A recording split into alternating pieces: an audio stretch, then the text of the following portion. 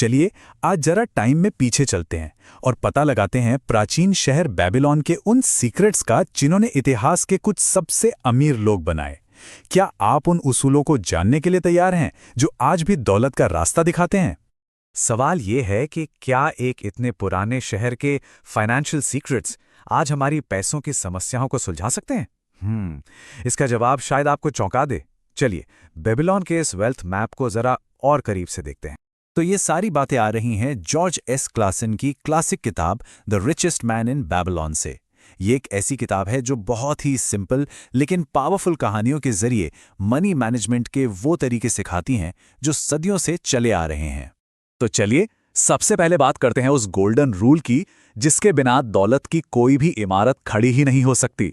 समझ लीजिए ये वो नींव है जिस पर बेबीलोन की सारी अमीरी टिकी हुई थी। और वो नियम है, सबसे पहले खुद को पेमेंट करो। अब ये सुनने में जितना आसान लगता है ना, असल में उतना ही बड़ा बदलाव ला सकता है।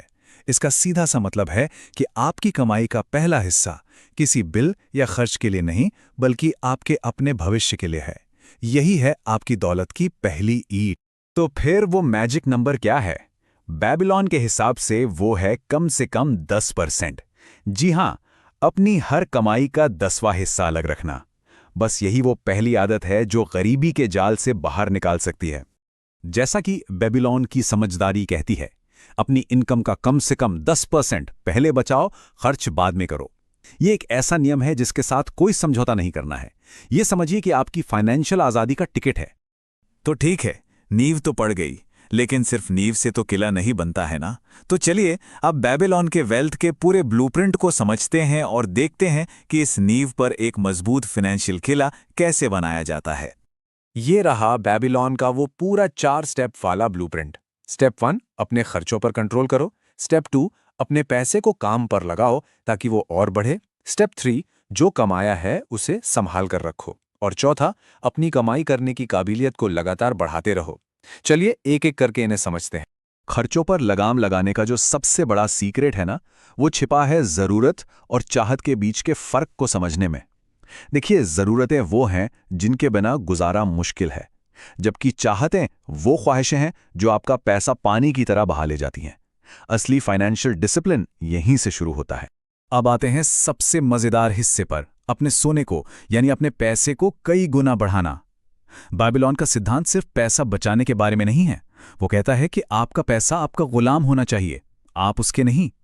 उसे इन्वेस्ट करो ताकि वो आपके लिए दिन रात और पैसा कमाए। लेकिन पैसे को काम पर लगाना थोड़ा रिस्की भी हो सकता है, तो उसे सुरक्षित रखना भी उतना ही जरूरी है। इसका मतलब साफ है, जिस चीज की समझ ना हो उसमें पैसा लगाने के लालच से बचें। जो एक्सपर्ट्स हैं उनसे सलाह लें, और सबसे जरूरी, जो स्कीमें रातों रात अमीर बनाने का वादा करती हैं उनसे तो हमेशा दूरी रहें। और आखिर में, लंबे समय तक अमीर बने रहने की असली चाबी कहीं बाहर नहीं, वो आपके अंदर ही है। वो है अपनी कमाई करने की काबिलियत को लगातार बढ़ाना। नई स्किल्स सीखो, अपनी नॉलेज बढ़ाओ, क्योंकि आपका सबसे बड़ा एसेट आप खुद हैं। तो क्या बेबीलोन की ये पुरानी गाइड आज की दुनिया में भी काम करती है? देखिए, हर चीज के दो पहलू होते हैं। चलिए इसकी खूबियों और कमियों दोनों पर एक नजर डालते हैं।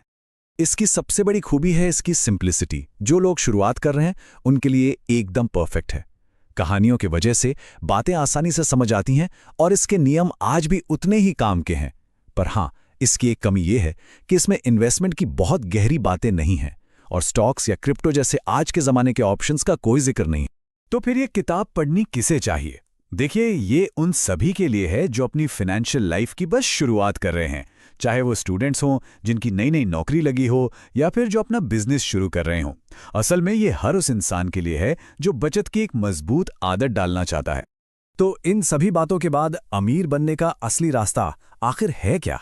चलिए इस पूरे एनालिसिस के फाइनल और सबसे जरूरी नतीजे पर पहुंचते हैं। और ये जो एक लाइन है ना, ये सब कुछ कह देती है। The richest man in Babylon आपको जल्दी अमीर बनना नहीं सिखाती, बल्कि ये सिखाती है कि पैसा हमेशा आपके लिए कैसे काम करे।